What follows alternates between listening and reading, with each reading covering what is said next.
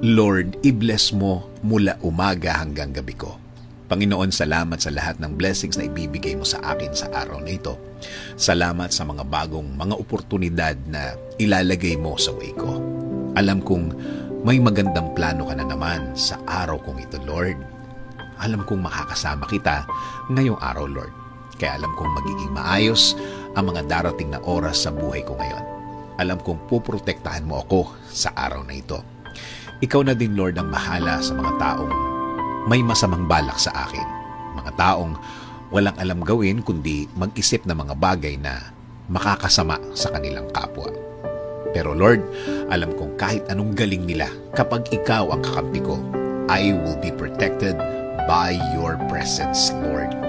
Kaya Panginoon, nakikiusap po ako na i-guide niyo po ang aking araw ngayon. Patuloy niyo pong i-lead. Ikaw ang